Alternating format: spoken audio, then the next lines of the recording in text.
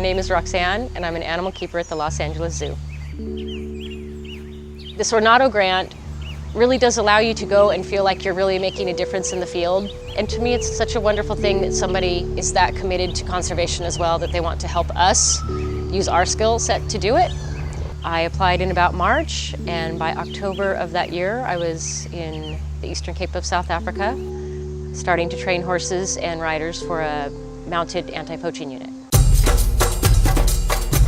Can you imagine this? You take her out of Los Angeles that she's planted in Africa. She's training horses and she's training people to ride those horses to protect endangered species.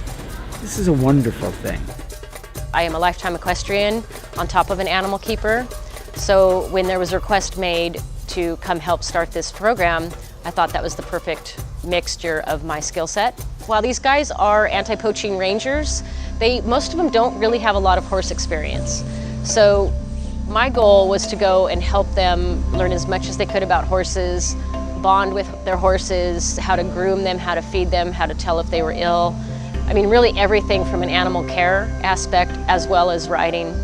And then one of my other goals was also to help train the horses themselves on certain aspects, whether it would be dangerous game approaches or firearms training.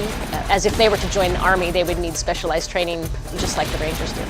Because I was also there with a veterinarian, I got to go out on some of their wildlife captures that they do to treat them.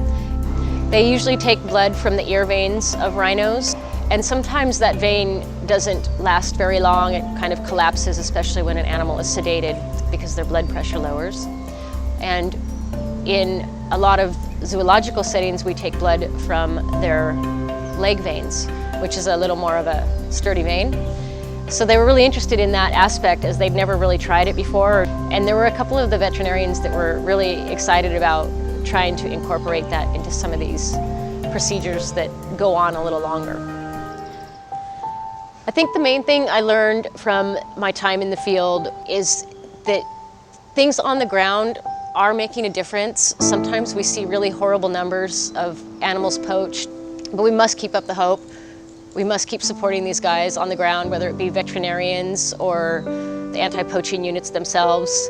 And we have to remember the good stuff that is happening. Those are the things we don't get to see. We don't often know how many rhino are saved.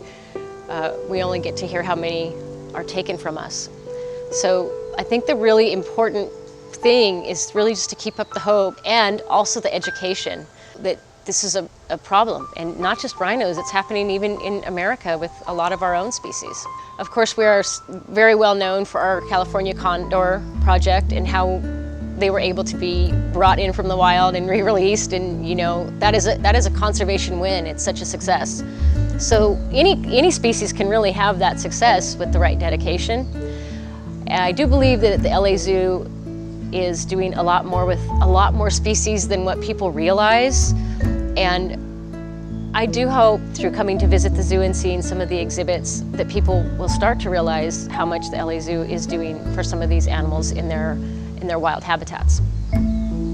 So if Mr. Sornato was standing in front of me, and I have thanked him greatly in person, but I would just again tell him what a wonderful gift he's given to myself and to the other keepers that have been the recipients of this grant, and even to the future recipients of this grant. It really does make a world of difference, and I was really grateful that I was able to share my experience back with him as well. No limits should be set on what's necessary to save the animals.